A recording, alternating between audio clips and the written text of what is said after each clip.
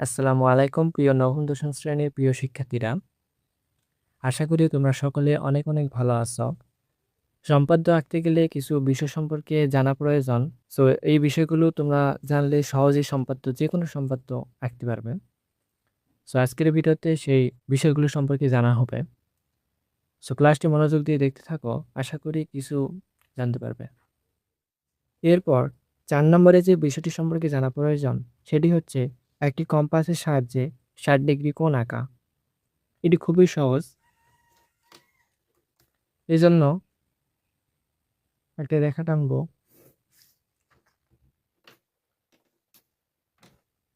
Compass দিয়ে যেকোনো একটা ব্যাসার্ধ নেব।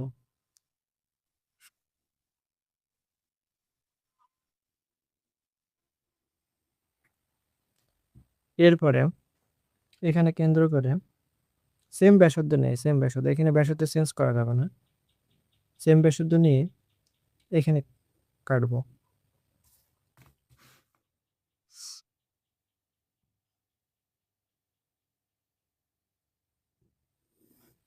যোগ করে দিলেই আমাদের ৬০ ডিগ্রি কোণ আঁকা শেষ।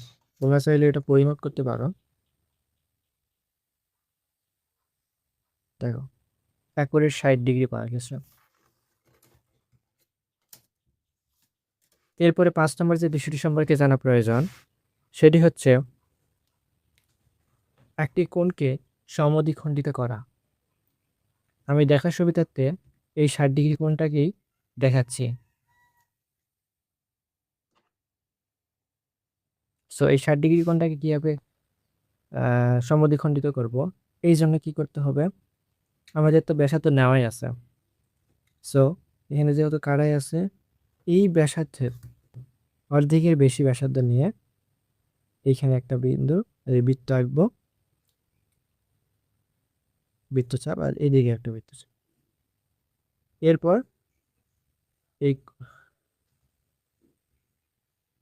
পি বিন্দুর সঙ্গে এটা যোগ করে দিলে ৬০ ডিগ্রি কোণকে সমান দুইটা ভাগে ভাগ হয়ে গেল।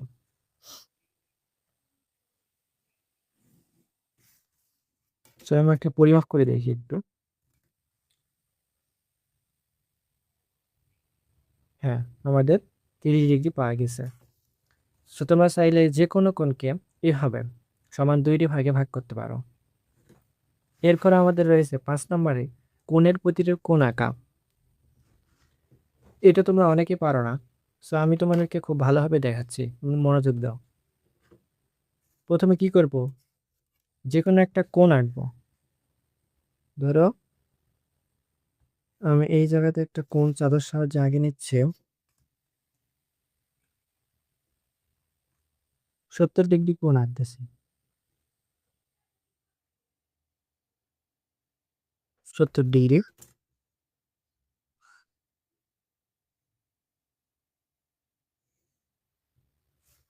ধরো কোণ এক্স ৭০ ডিগ্রি।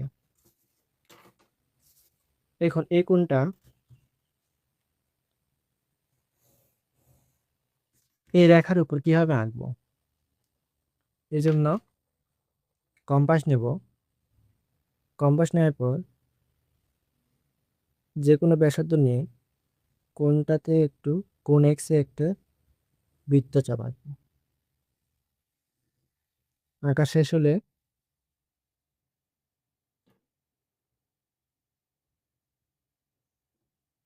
পি বিন্দুকে কেন্দ্র করে সেম ব্যাসার্ধ নিয়ে বৃত্তচাপ আঁকবো।